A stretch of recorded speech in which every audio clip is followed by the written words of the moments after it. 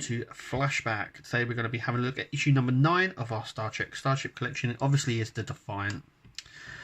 We'll have a little closer look at the ship in just a moment. So let me just take that away. It's very loose on the stand there. So here we are, issue number 9, the USS Defiant. It was first released back on the 11th of December 2013. That's when it was first released. Obviously, it's a Defiant class, launched in 2370, warp 9.982. So, we have a lot of stats here. So, where it was constructed, it's got 4 decks, 40 crew. It also has 4 pulse phaser cannons, which are on the sides here, and 6 torpedo launchers. There we go. So it's a warship, or an escort ship as they would like to call it. So yeah, so we have a lot of in-universe information. A really nice shot there of the Defiant, and then we have this shot here with the Enterprise, or a Galaxy class starship, in the background. Officially it's an escort ship, but actually its proper designation is a warship. It was first dreamt or thought up about just after the Battle of War 359, and it was designed specifically to take on the Borg. But when the Borg threat dissipated, as such, the ship got mothballed. But with the new threat of the Dominion coming on the scene, Captain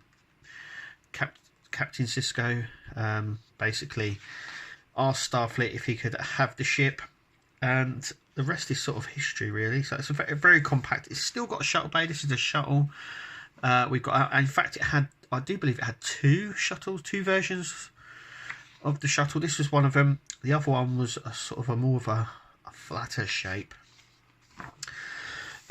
Yep, and then obviously it done a lot more damage to the Dominion than it did against the Borg, as we saw in First Contact.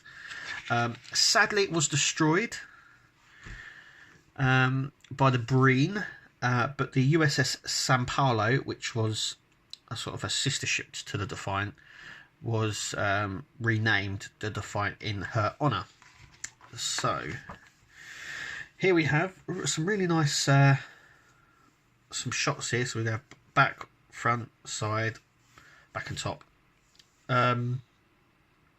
Top and bottom, I should say, sorry.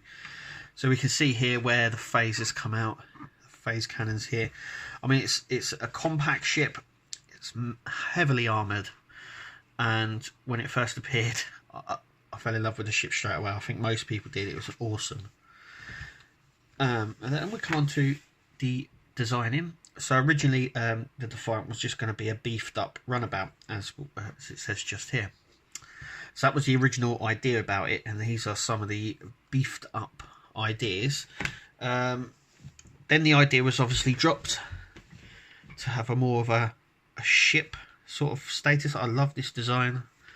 You never know, he almost might end up doing it as a concept one. This, we're slowly getting towards a shape. Now, originally it was going to be called the Valiant. We do get to see the Defiant Valiant, actually. It was run by Red Squad, ultimately destroyed. But yeah, so you can see it sort of taking shape here. And then it looks like it could, this looks like actually it could separate, this front section could separate away. That would be kind of cool. But anyway, you can see the sort of way it went in the design specs. And this is obviously the final concept sketch there. Then obviously the filming.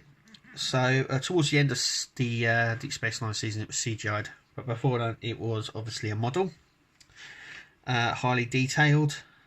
Yep. So there we go. So there's the model there. We've got some more information on the model here as well. When it was sold at auction, it reached 85 grand. That's $85,000, I should say. Early drafts of the First Contact script actually featured the Defiant getting destroyed but the producers on Deep Space Nine begged them not to do that, so that's why it was left adrift and salvageable. Anyway, issue number 10 we'll be looking at next, which is the Borg Sphere. This is the top. So, without further ado, let's have a look at the model. This is the Defiant, as you can see. It's a really nice model. It's actually really stood the test of time. It's a really nice one. It's not very big, but they did eventually do an XL version, which is absolutely huge. But as it goes, I'm actually loving it. It's a really nice one. So get the Defiant there, and obviously this is facing the wrong way. This red mark here should be facing the opposite way. That's facing the right way, because the Federation, or the insignia just here, should be facing the nose of the ship. I believe they rectified it on later issues, but you can sort of see where my issues come from the very first run. So paint application, yeah, it's really nice. It really stands out. There's some really nice paint apps on here. I'm not disappointed at all in that when it comes to it. Only disappointment obviously is the impulse engines. They do tend to miss them out, and I don't know why, but they do tend to miss them out. Just a little bit of red paint would have sufficed, but obviously I don't know about getting in there and doing that. Really nice with the warp engines here. So we have a nice blue see-through plastic here that really brightens the engines out. And then we have the Bussard collectors on the front, the red.